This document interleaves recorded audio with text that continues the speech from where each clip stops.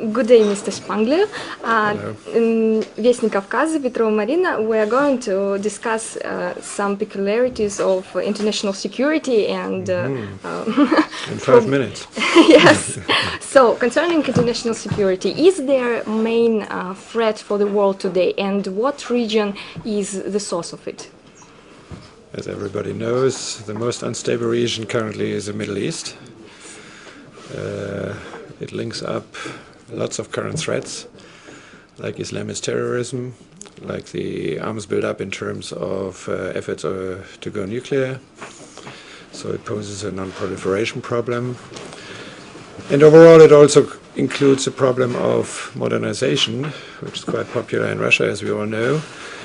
But in a country like Saudi Arabia, for instance, where they have a very young population, you have to make sure that all these young people get employed, and that's a serious problem, and a problem potentially stabilizing the political system, which, as we all know, is a very, very old-fashioned political system there.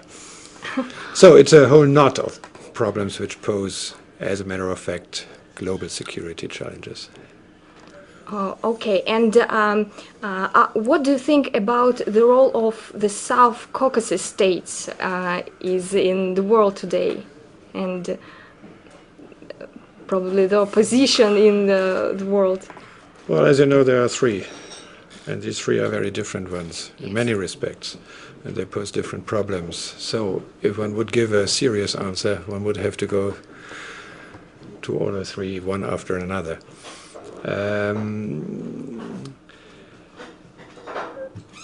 I would confine myself to saying that we certainly, after the experience with South Ossetia and Abkhazia, which were so-called frozen conflicts, we should focus much more attention to the solution of the Nagorno-Karabakh conflict.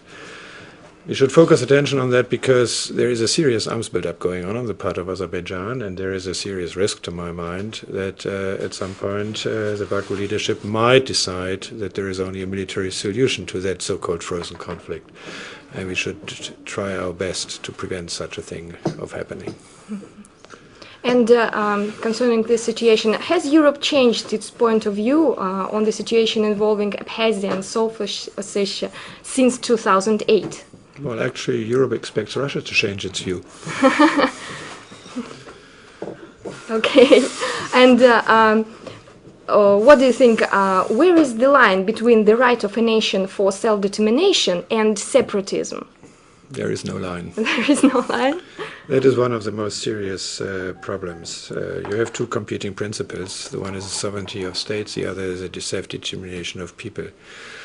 And as a matter of fact, there is no general solution if these two principles get into conflict. The only thing is that one can devise strategies to somehow reconcile these competing principles. One way of reconciling these is, for instance, setting up federal structures within a state. One thing, to my mind, is absolutely clear.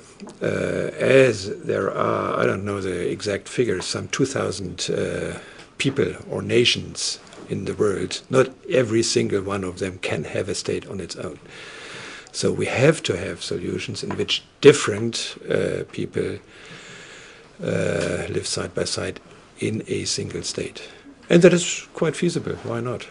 Switzerland has given a perfect example how it can work, even with different languages.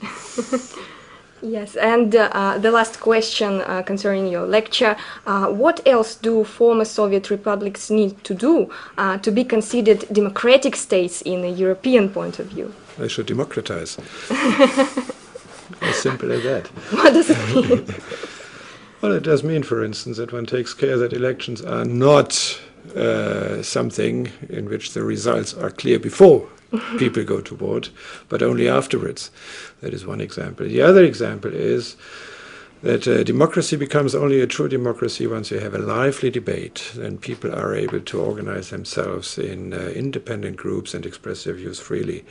That is something we all have to strive for, and we all in the world have to provide sufficient conditions that this can happen.